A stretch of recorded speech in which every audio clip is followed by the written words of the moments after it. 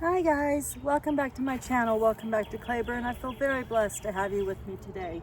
So I thought today we could put in this cute little, well, it's really not little, but it is supposed to be a fairy garden, but I don't have a single fairy down here. They're all gnomes. The fairies are off working hard in other areas of the gardens. So this is where all the gnomes ended up. So before I get started, I'm going to tell you that I already put the gnomes into place because they were kind of like scattered about and I wanted to get them all in one general location. So I went ahead and set up all my little gnome areas and created scenery. So I'll be fitting the plants in around the gnomes. I went out and got some smaller plants today at a local nursery, and I do like to support local from time to time, so I got some beautiful little plants that we're going to add today. And the first thing I want to remind everybody is to wear their sunscreen. I just wear a generic like an Equate SPF 100, but just don't forget your sunscreen. It's so easy to forget that. And I saw someone very dear to me suffer with skin cancer caused by sun exposure. So be sure and get your ears, across your cheeks, your nose, all sides of your nose, the tip of your nose, all the way across your shoulders and the back of your neck and down your arms and backs of your hands.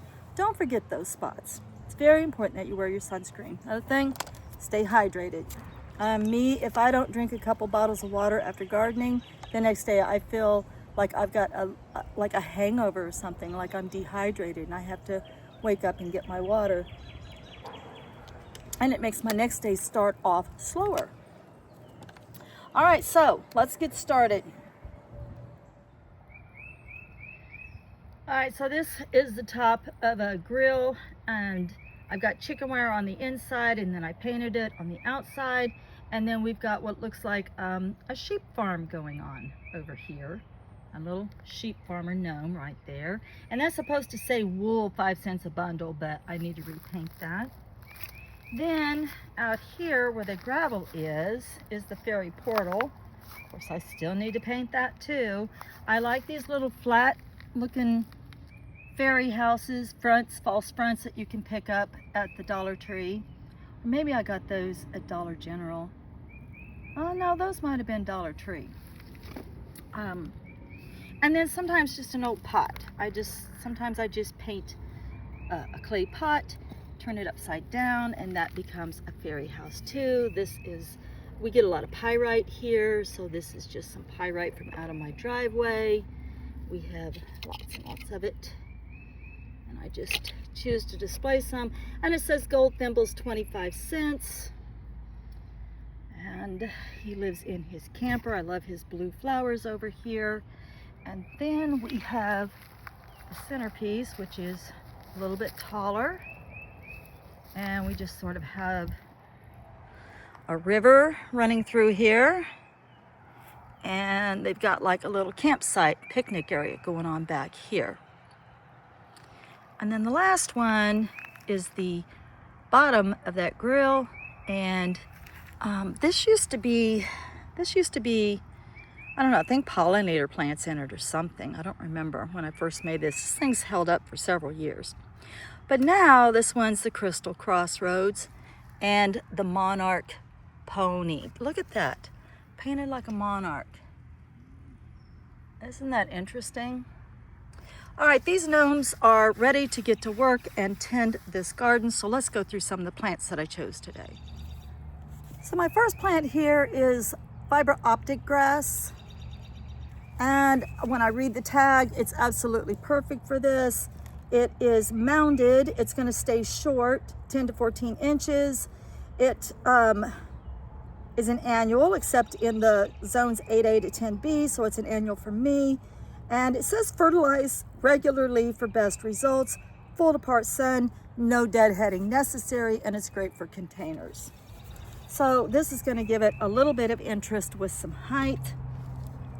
And then I picked out 2 Silver Falls dichondra. I like these because they trail and they've got that beautiful silver look to them. I'd like to add these to a moon garden one day. So these only get 2 to 3 inches tall, which is perfect for the gnomes since my gnomes are only 2 to 3 inches tall. Cascading silver stems and foliage, shimmering shine to the garden, easy to grow, heat and drought tolerant, superb for baskets, containers, tolerates hot, dry conditions, best in slightly acidic soil and allow to drain in between. So I did get 2 of those. Then I got, for a little bit more height, I got some lobelia. I just like the pretty little blue. I thought it was beautiful. It only gets 6 to 10 inches tall. It's also mounding. It's a perfect choice for beds and borders, containers and baskets, window boxes. It's best in fertile, well-drained soil. Fertilize regularly, since it'll be in a container, of course. And then we got a couple of purslanes. I got a beautiful pink purslane and a beautiful red purslane. Purslane is also kind of trailing. Purslane only gets 2 to 6 inches tall. It would only be 8 to 12 inches apart, so it doesn't spread out that far. It has added lasting color for hot, dry situations. It's good for borders, containers, and rock gardens. Light sandy soil, which we have very light soil in this, and allow the soil to dry between waterings. So we got couple of those. So next thing we need to do now is we need to fit the plants to the gnomes. Before I forget to mention it, I do want to water all these plants before I put them in. So I'm going to give everybody a good healthy drink of just plain non-fertilized rainwater. All right, for the height, I actually think I want this in the back, maybe back here. So we're going to try that there for now, and then these cascade, and I think they'll look really beautiful cascading out of this area and coming down across the front. And let's let this one cascade and come down across the front. And then we have the purslane. We have the red purslane, maybe right there. And then we have the pink purslane. Let's see, let's put the pink purslane back here. And then we have this pretty lobelia. And that one already has 3. This one only has 1. Guess we'll put the lobelia back here for some extra height. Stand back and look at it and see if it's what you like. You can always rearrange them. But I think I'm fairly happy with that. I might do some rearrangement of the gnomes' houses themselves. And then I don't know about you, but I like to break up the bottoms when they're really root bound like this and spread out those tiny little roots, kind of fluff them up a little bit instead of just going straight down one big chunking hole. This way I feel like the roots can spread out better.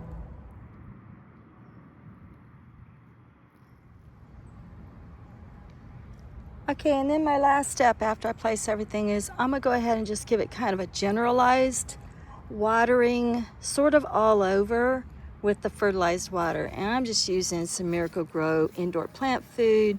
It's supposed to be 4 squirts to a quart, I think. 4 pumps per quart. But I just put 4 pumps per gallon because they're not in tiny pots. I always think about burning. I don't want to burn my plants. So this just has nitrogen, phosphates, potash, and it's derived from urea, ammonium nitrate, and potassium phosphate, pretty much like most of the fertilizers I think out there. So, okay, so I'm just going to give it a general watering with some fertilized water in all of the containers.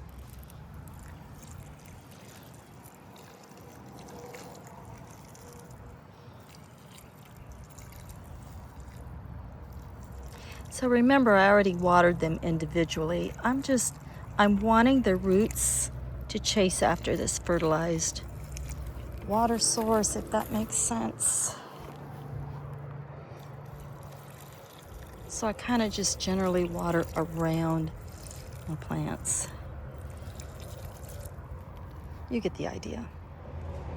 And remember, whenever you water plants that are in a container, you want to water really deep because if you water them shallowly, is that a word? Too shallow, their roots will come up to the top of the soil and get exposed to oxygen, and you don't want that. So you want to make sure you water maybe less often, but much deeper. All right, let's have a look at how they turned out. I really like that one. I like the little sheep farmer. And those little blue stones, those were a gift from my oldest daughter, and they actually absorb sunlight and then they glow at night. So fairies can find their way to go visit the gnomes, I guess. The gnomes are always home.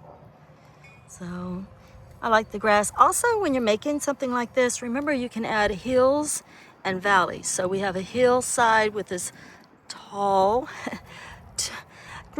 height is relative when it comes to gnomes. So it's tall grass back there, and then it comes down to a valley, which is where the river is. Aren't those little ducks cute? And then remember the sunset bridge. Yeah. And then they have a little campsite, and that's so cute. I bet you I hear lots of giggling down here at night after they're finished working. And then the last one, I just think it's so cute. I love the little crystal crossroads.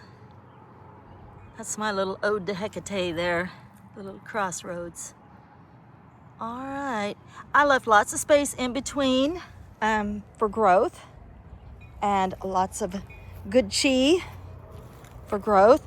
And then another thing I like to do is I like to save my tags, because these are annuals and I won't get to know them too terribly well. I want to remember what performed well and what didn't. And so I'll put these in an envelope and mark them gnome garden plants. And that way I can make notes on what really worked here and what didn't. All right, guys, thanks for joining me. See you next time. Many blessings.